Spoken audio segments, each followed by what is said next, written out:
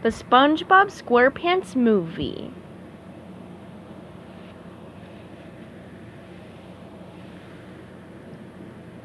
Chapter 5. There you go, said the waiter as he placed a giant sundae in front of SpongeBob. Woo! Said SpongeBob.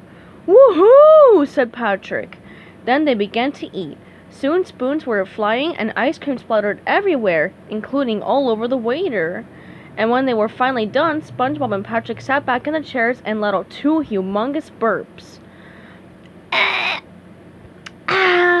Boy, Pat, that hit the spot. I'm feeling better already, said SpongeBob as he rubbed his tummy. Yeah, said Patrick. Waiter, called SpongeBob. Let's have another round over here. 2 more triple gooberberry sunrises appeared. In a flash, the friends gobbled them up. Oh, Mr. Waiter, SpongeBob called a little jazzed from the sugar.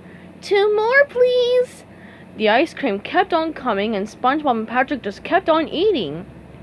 Soon the sugar was driving them both crazy, and the 2 friends were getting rowdier by the minute. Waiter! SpongeBob cried, splattering ice cream everywhere. Oh, waiter! Called Patrick. Waiter! Waiter! Waiter! SpongeBob chanted. The waiter came over and rolled his eyes. Oh, why do I always get the nuts? Totally crazed from a sugar high, SpongeBob and Patrick went goofy. SpongeBob leaped onto the stage and grabbed the microphone. Draping an arm over the big mechanical peanut, he shouted out, All right, folks, this one goes out to my 2 bestest friends in the whole world, Patrick and this big peanut guy. I love this peanut guy, said the sugared-up SquarePants. And in his honor, I'm gonna sing a little ditty we call Waiter! SpongeBob and Patrick began to sing loudly and out of tune, chasing the customers away, but they still kept on eating ice cream until they turned purple. The next morning, SpongeBob woke up at the bar. Someone was shaking him and making the party boat spin. Hey, come on, buddy, said the waiter. I want to go home. SpongeBob opened his eyes. The light hurt. Slowly, he sat up and blinked. Where am I? He wondered. SpongeBob looked around. Goofy Goobers was deserted, except for a guy sweeping peanut shells off the floor. Come on, pal, said the waiter, helping SpongeBob to his feet. My head, groaned SpongeBob. He started to pass out again, but the waiter caught him. Look, I'm trying to get out of here, the waiter complained. I'll take a double fudge spinny. But the waiter cut SpongeBob off. Listen to me, he said. It's 8 o'clock in the morning. Go scrub up your friend and get going. My friend, mumbled SpongeBob. The waiter pointed at Patrick, who was lying on the floor snoring. His starfish arms and legs were spread out, and he was covered from head to toe with ice cream stains. Patrick, SpongeBob cried. Hey, what's up, buddy? And SpongeBob fell on his face. The waiter rolled his eyes. Suddenly, SpongeBob jumped to his feet again. Wait, you said it was 8 o'clock? He cried. I'm late for work! SpongeBob began to panic. Mr. Krabs is going to be... Slowly, an angry look spread across SpongeBob's face. Yeah, he hissed. Mr. Krabs. With that, SpongeBob bolted for the door. Hey, what about your friend? The waiter cried. But SpongeBob SquarePants was already gone. Over at the Krusty Krab tomb, Mr. Krabs was looking for new customers with the help of a periscope. It was the start of a busy new day for the finest restaurant in Bikini Bottom. Now pay attention, Squidward, said Mr. Krabs. He was teaching Squidward all the tricks of being a manager. As the manager, you gotta keep a sharp eye out for paying customers. As he spoke, Mr. Krabs peered through the periscope. Suddenly, something caught his attention. What's this? He said. King Neptune was riding a carriage pulled by a pack of seahorses. Next to the king sat Princess Mindy. King Neptune is running right toward the Krusty Krab. Mr. Krabs looked with delight. Maybe he wants to stop for lunch. Mumbled Squidward, unimpressed. At this point, Mr. Krabs' eyes lit up.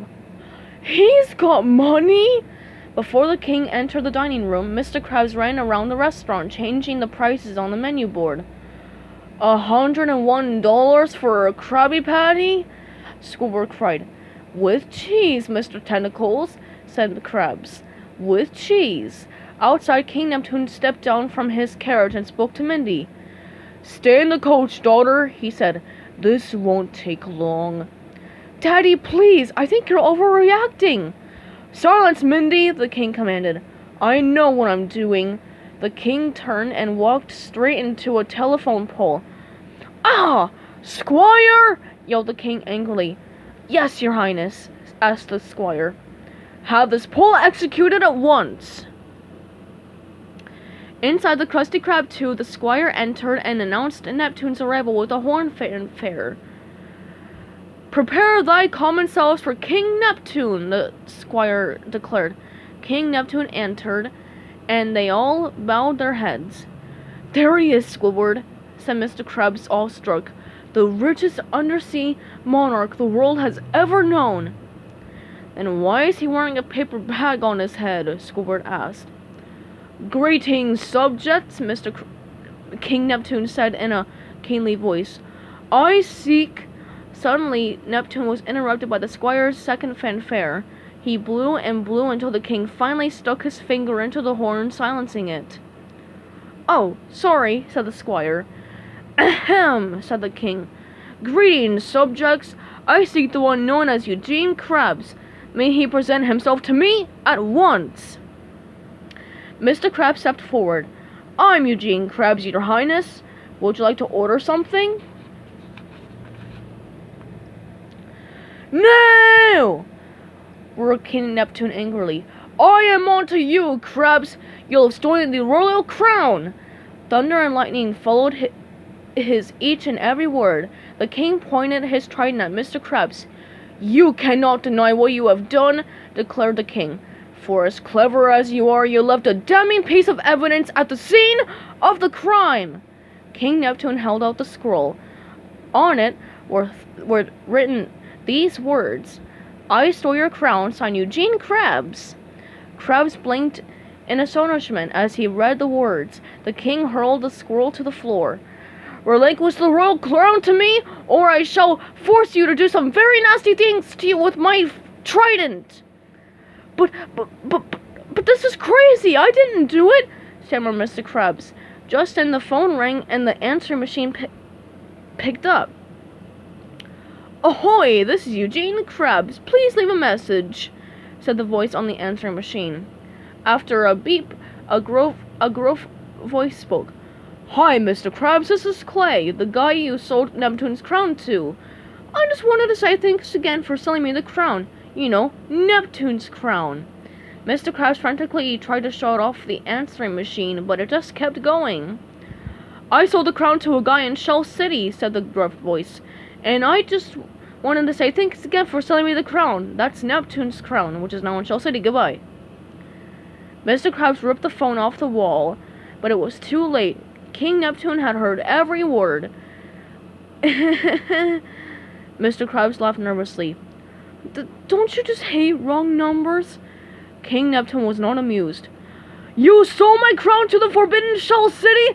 What? Neptune's scream shook the walls of Mr. Krabs' new restaurant. At that exact moment, inside the phone booth on the other side of Bikini Bottom, Plankton listened with glee to the results of his incriminating phone call. Plan Z. I love Plan Z, he cackled as he hung up the phone. Screamed the king back at the Krusty Krab 2. He lowered his flame-throwing trident. Prepare to burn, Krabs! Wait, King Neptune, please! Krabs whined, as the great merman took aim. I'm begging ya! I ain't no crook! Ask anyone, they'll vouch for me! Very well then, said King Neptune, lifting his trident. "Before I turn this Canadian crustacean into fish meal, who here has anything to say about Eugene Krabs?" A loud belch turned everyone's eyes to the front door. There stood SpongeBob.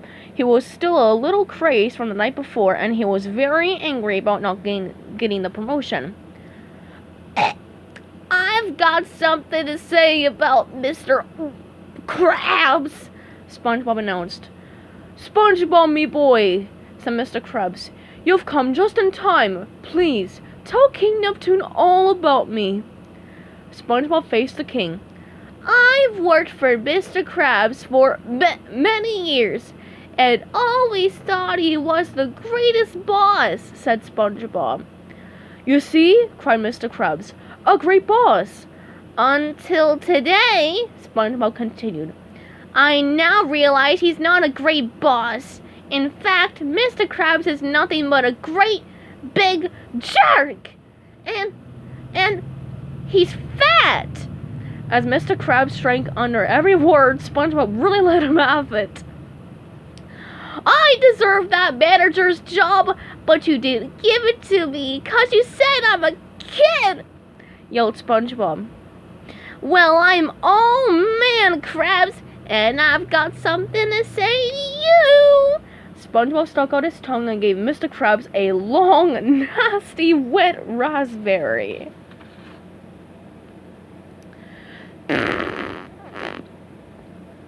"There," said SpongeBob calmly. "I think I made my point." King Neptune looked around. "Anyone else?" he whirled. "Nobody else? Well then." With that, King Neptune lowered his crackling trident once more and aimed it right at Mr. Krabs.